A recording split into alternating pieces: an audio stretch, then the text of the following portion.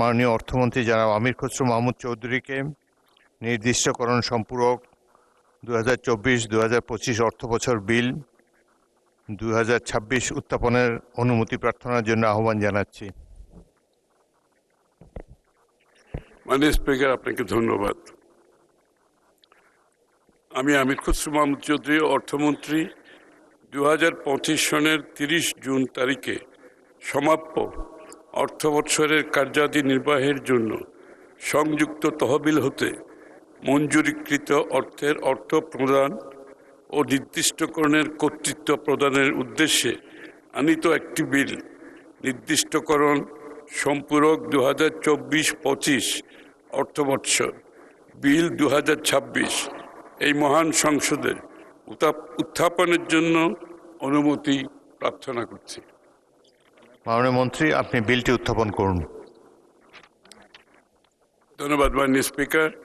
আমি আমির খসরু মাহমুদ চৌধুরী, অর্থমন্ত্রী, 2025 সনের 30 জুন তারিখে সমাপ্য অর্থবৎসরের কার্যাদি নির্বাহের জন্য সংযুক্ত তহবিল হতে মঞ্জুরিকৃত অর্থের অর্থ প্রদান ও নির্দিষ্টকরণের কর্তৃত্ব প্রদানের উদ্দেশ্যে আনিত একটি বিল নির্দিষ্টকরণ সম্পূরক 2024-25 অর্থবৎসর বিল 2026 এই মহান সংসদে উত্থাপন করছি। নির্দিষ্টকরণ সম্পূরক 2024-2025 অর্থবছর বিল 2026 সংসদে উত্থাপিত হলো। আমি এখন মাননীয় অর্থমন্ত্রী জনাব আমির খসরু মাহমুদ চৌধুরীকে সংসদে উত্থাপিত আকারে নির্দিষ্টকরণ সম্পূরক 2024-2025 অর্থবছর বিল 2026 অবিলম্বে বিবেচনার প্রস্তাব উত্থাপনের জন্য আহ্বান জানাচ্ছি। মাননীয় স্পিকার, আপনাকে ধন্যবাদ। আমি আমির খসরু মাহমুদ চৌধুরী, অর্থমন্ত্রী, প্রস্তাব করছি যে 2025 সনের 30 জুন তারিখে সমাপ্য অর্থবৎসরের কার্যাদি নির্বাহের জন্য সংযুক্ত তহবিল হতে মঞ্জুরিকৃত অর্থের অর্থ প্রদান ও নির্দিষ্টকরণের কর্তৃত্ব প্রদানের উদ্দেশ্যে আনিত বিলটি নির্দিষ্টকরণ সম্পূরক 2024-25 অর্থবৎসর বিল 2026 মহান সংসদে অবিলম্বে বিবেচনার জন্য গ্রহণ করা হোক। ধন্যবাদ মাননীয় মন্ত্রী। সংসদের সামনে প্রশ্ন হচ্ছে সংসদে উত্থাপিত আকারে নির্দিষ্টকরণ সম্পূরক 2024-2025 অর্থবছর বিল 2026 অবিলম্বে বিবেচনার জন্য গ্রহণ করা হোক।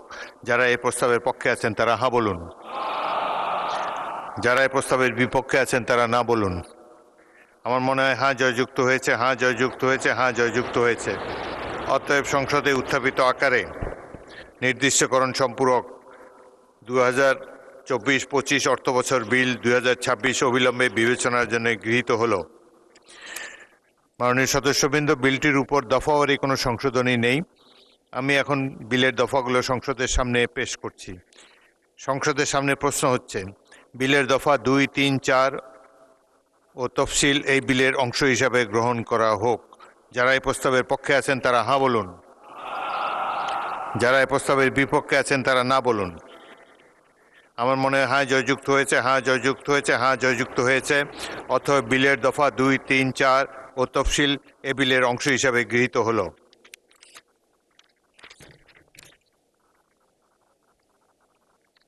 সংসদের সামনে প্রশ্ন হচ্ছে বিলের 1 দফা বলবৎকরণ দফা প্রস্তাবনা প্রবর্তন এবং শিরোনামা এই বিলের অংশ হিসাবে গ্রহণ করা হোক। যারা এই প্রস্তাবের পক্ষে আছেন তারা হ্যাঁ বলুন, যারা এই প্রস্তাবের বিপক্ষে আছেন তারা না বলুন। আমার মনে হয় হ্যাঁ জয়যুক্ত হয়েছে, হ্যাঁ জয়যুক্ত হয়েছে, হ্যাঁ জয়যুক্ত হয়েছে। অতএব বিলের 1 দফা বলবৎকরণ দফা প্রস্তাবনা প্রবর্তন এবং শিরোনামা এই বিলের অংশ হিসাবে গৃহীত হলো।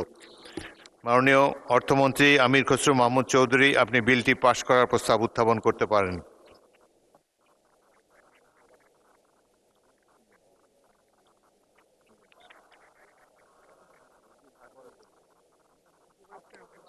মাননীয় অর্থমন্ত্রী, আপনি বিলটি পাশ করার প্রস্তাব উত্থাপন করতে পারেন।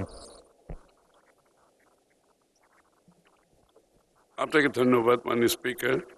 আমি আমির খসরু মাহমুদ চৌধুরী, অর্থমন্ত্রী, প্রস্তাব করছি যে 2025 সনের 30 জুন তারিখে সমাপ্য অর্থবৎসরের কার্যাদি নির্বাহের জন্য সংযুক্ত তহবিল হতে মঞ্জুরিকৃত অর্থের অর্থ প্রদান ও নির্দিষ্টকরণের কর্তৃত্ব প্রদানের উদ্দেশ্যে আনিত বিলটি নির্দিষ্টকরণ সম্পূরক 2024-25 অর্থবৎসর বিল 2026 মহান সংসদে পাশ করা হোক। ধন্যবাদ মাননীয় স্পিকার।